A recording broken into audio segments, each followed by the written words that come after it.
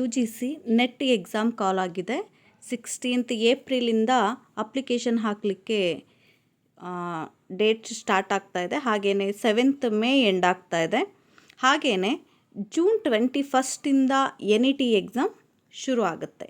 ಈ NET ಎಕ್ಸಾಮ್ಗೆ first paper ಏನಿದೆ, ಈ ಪೇಪರಲ್ಲಿ ಬರುವಂಥ ಸಿಲಬಸನ್ನು ನಾನು ಇಲ್ಲಿ ಹಾಕಿದ್ದೀನಿ. ಹಾಗೆಯೇ ಪ್ರತಿಯೊಂದು ಚಾಪ್ಟರಲ್ಲಿ ಕೂಡ ಬರುವಂಥ ಇಂಪಾರ್ಟೆಂಟ್ ಕ್ವಶನ್ಸ್ ಯಾವುದ್ಯಾವುದಿದೆ ಅನ್ನೋದನ್ನು ನಾನು ನನ್ನ ಮುಂದಿನ ವಿಡಿಯೋಗಳಲ್ಲಿ ಹಾಕ್ತಾ ಹೋಗ್ತೀನಿ. ಅದನ್ನು ಫಾಲೋ ಮಾಡಿ. ಫಸ್ಟ್ ಪೇಪರ್ಗೆ ಸಂಬಂಧಪಟ್ಟ ಹಾಗೆ ಎಲ್ಲ ಸಬ್ಜೆಕ್ಟ್ ಅವ್ರಿಗೂ ಯೂಸ್ ಆಗೋ ಥರ ನಾನು ಹಾಕ್ತಾಯಿದ್ದೀನಿ. ಈಗ ಸಿಲಬಸ್ ನೋಡೋದಾದರೆ ಹೆಚ್ಚು ಕಡಿಮೆ 8ರಿಂದ 9 ಚಾಪ್ಟರ್ ಕವರ್ ಆಗುತ್ತೆ. ಫಸ್ಟ್ ಪೇಪರ್ಗೆ 8ರಿಂದ 9 ಚಾಪ್ಟರ್ ಇರುತ್ತೆ. ಅದರಲ್ಲಿ ಮೊದಲನೇದು ಟೀಚಿಂಗ್ ಆಪ್ಟಿಟ್ಯೂಡ್ ಏನಿದೆ, ಇದು ಫಸ್ಟ್ ಚಾಪ್ಟ್ರಲ್ಲಿ ಬರೋವಂಥದ್ದು. ಇದರಲ್ಲಿ ಬರುವಂಥ ಕ್ವಶನ್ಸ್ ಏನೇನು ಬರಬಹುದು ಅದನ್ನೆಲ್ಲ ನಾನು ನನ್ನ ಮುಂದಿನ ಕ್ಲಾಸ್ಗಳಲ್ಲಿ ಹಾಕ್ತೀನಿ. ಆ ಪ್ರಶ್ನೆ ಮತ್ತು ಉತ್ತರಗಳನ್ನು ಫಾಲೋ ಮಾಡಿ. ಹಾಗೆಯೇ ಸೆಕೆಂಡ್ ಚಾಪ್ಟರ್ ರಿಸರ್ಚ್ ಮೆಥಡಾಲಜಿ, ಇದರಿಂದ ಬರುವಂಥ ಪ್ರಶ್ನೆಗಳು ಯಾವುದು ಅನ್ನೋದನ್ನು ನಾನು ಹಾಕ್ತೀನಿ. ಪ್ರತಿ ಒಂದೊಂದು ಚಾಪ್ಟರ್ ಕೂಡ ಕವರ್ ಮಾಡ್ತಾ ಹೋಗ್ತೀನಿ, ಅದನ್ನು ಫಾಲೋ ಮಾಡಿ. ಥರ್ಡ್ ಚಾಪ್ಟರ್ ಏನಿದೆ ಕಾಂಪ್ರಹೆನ್ಷನ್ ಅಂತ, ಇದರಲ್ಲಿ ಬರುವಂಥ ಪ್ರಶ್ನೆಗಳು ಏನೇನಿದೆ ಅದನ್ನು ನಾನು ಹಾಕಿರ್ತೀನಿ. ಹಾಗೆಯೇ ಫೋರ್ತ್ ಚಾಪ್ಟರ್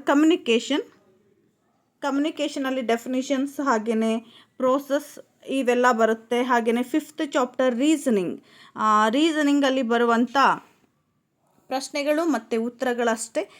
ಇದು ನಾನು ಡೀಟೇಲ್ ಆಗಿ ಎಕ್ಸ್ಪ್ಲೇನ್ ಮಾಡಲಿಕ್ಕೆ ಹೋಗಲ್ಲ. ಇದರಲ್ಲಿ ಬರಬಹುದಾದಂಥ ಪ್ರಶ್ನೆ ಮತ್ತು ಉತ್ತರ ಎರಡನ್ನೂ ಹಾಕಿರ್ತೀನಿ, ಅದನ್ನು ನೋಡಿ.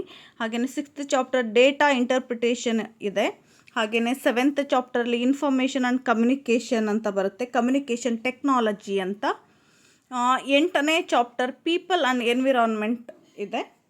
ಇದರಲ್ಲಿ introduction, definition, input output devices, ಇದರ ಬಗ್ಗೆ ಎಲ್ಲ ಪ್ರಶ್ನೆಗಳು ಇರುತ್ತೆ.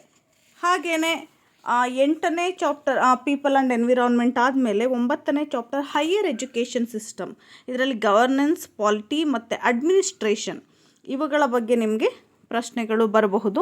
ಇದರಲ್ಲಿ ಬರುವಂಥ ಪ್ರಶ್ನೆಗಳು ಅಂದರೆ ಬರೋ ಸಾಧ್ಯತೆ ಇರುವಂಥ ಪ್ರಶ್ನೆಗಳು ಯಾವುದ್ಯಾವುದಿರುತ್ತೆ, ಹಾಗೆಯೇ ಅವುಗಳ ಉತ್ತರ ಏನು ಅನ್ನೋದನ್ನು ನಾನು ಪ್ರತಿಯೊಂದು ಚಾಪ್ಟರ್ದು ಕೂಡ ನಾನು ಒಂದೊಂದು ವಿಡಿಯೋದಲ್ಲೂ ಹಾಕ್ತಾ ಹೋಗ್ತೀನಿ.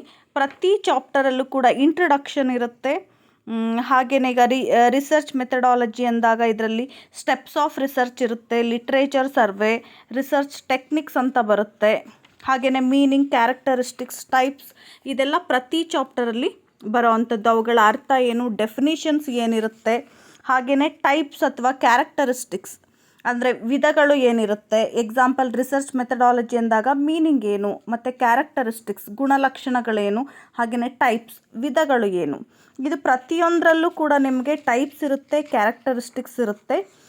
ಟೀಚಿಂಗ್ ಆಪ್ಟಿಟ್ಯೂಡ್ ಅಂದಾಗ methods of teaching, methods, types ಇದೆಲ್ಲ ಪ್ರತಿ ಚಾಪ್ಟರಲ್ಲೂ ಬರೋವಂಥದ್ದು, ಕ್ಯಾರೆಕ್ಟರಿಸ್ಟಿಕ್ಸ್ ಇದೆಲ್ಲ. ಹಾಗಾಗಿ ಅದ್ರ ಬಗ್ಗೆ ಗಮನ ಕೊಡಬೇಕಾಗುತ್ತೆ. ಹಾಗೆಯೇ ಕಮ್ಯುನಿಕೇಷನಲ್ಲೂ ಕೂಡ ಟೈಪ್ಸ್ ಆಫ್ ಕಮ್ಯುನಿಕೇಷನ್, ಇಲ್ಲೂ ಟೈಪ್ಸ್ ಕೇಳಿದ್ದಾರೆ. ಹಾಗೆಯೇ models of communication, elements of communication ಅಂತ ಕೇಳಿದ್ದಾರೆ. ರೀಸನಿಂಗ್ ಅಂತ ತಗೊಂಡಾಗಲೂ ಅಷ್ಟೇ, ರೀಸನಿಂಗಲ್ಲೂ ಕೂಡ ಇದರಲ್ಲೂ ಕೂಡ ಪ್ರಾಬ್ಲಮ್ಸ್ ಅಂತ ಕೇಳಿದ್ದಾರೆ. ಹಾಗೆಯೇ ವೇರಿಯಸ್ ಕೈಂಡ್ಸ್ ಆಫ್ ಮೆಟೀರಿಯಲ್ಸ್, ಇಲ್ಲೂ ಕೂಡ ರೀಸನಿಂಗ್ದು ಕೇಳಿರೋವಂಥದ್ದು ಟೈಪ್ಸ್ಗಳು. ಹಾಗೆಯೇ ಕ್ಯಾರೆಕ್ಟರಿಸ್ಟಿಕ್ಸ್ ಬರುತ್ತೆ, ಮಾಡೆಲ್ಸ್ ಏನಿದೆ ಬರುತ್ತೆ. ಇನ್ನು ಡೇಟಾ ಇಂಟರ್ಪ್ರಿಟೇಷನಲ್ಲೂ ಕೂಡ ಹಾಗೆಯೇ ಇಂಟ್ರಡಕ್ಷನ್ ಅಂತೂ ಪ್ರತಿಯೊಂದರಲ್ಲೂ ಇಂಟ್ರಡಕ್ಷನ್ ಬಗ್ಗೆ ಕೇಳಿರ್ತಾರೆ. ಇವುಗಳ ಕಡೆ ಗಮನ ಕೊಡಿ. ಇನ್ನು ಕಾಂಪ್ರಹೆನ್ಷನಲ್ಲೂ ಅಷ್ಟೇ, ಅದರಲ್ಲೂ ಕೂಡ ಟೈಪ್ಸ್ ಕೇಳಿದ್ದಾರೆ, ಟೈಪ್ಸ್ ಇದ್ದೇ ಇರುತ್ತೆ. ಇನ್ನು ಪೀಪಲ್ ಆ್ಯಂಡ್ ಎನ್ವಿರಾನ್ಮೆಂಟ್ ಇರಬಹುದು, ಹೈಯರ್ ಎಜುಕೇಷನ್ ಸಿಸ್ಟಮ್ ಇರಬಹುದು, ಎಲ್ಲದರಲ್ಲೂ ಟೆಕ್ನಿಕಲ್ ಎಜುಕೇಷನ್ ಹಾಗೆಯೇ ಇಂಟ್ರಡಕ್ಷನ್ ಇವೆಲ್ಲ ಮತ್ತೆ ರಿಪೀಟ್ ಆಗುವಂಥದ್ದು. ಇವುಗಳ ಬಗ್ಗೆ ನೋಡ್ಕೋತಾ ಇರಿ. ನಾನು ಇದರಲ್ಲಿ ಬರುವಂಥ ಪ್ರಶ್ನೆಗಳು ಯಾವ್ದ್ಯಾವುದು ಮತ್ತು ಅವುಗಳ ಉತ್ತರ ಏನು ಅನ್ನೋದನ್ನು ಹಾಕ್ತಾ ಹೋಗ್ತೀನಿ. ಫಸ್ಟ್ ಪೇಪರ್ಗೆ ಯೂಸ್ ಆಗುತ್ತೆ, ಫಾಲೋ ಮಾಡ್ತಾ ಇರಿ. ಇದಿಷ್ಟು ಕೂಡ ನಿಮಗೆ ಈಗ ಫಸ್ಟ್ ಪೇಪರ್ಗೆ NET ಎಕ್ಸಾಮ್ಗೆ ಇರುವಂಥ ಸಿಲಬಸ್.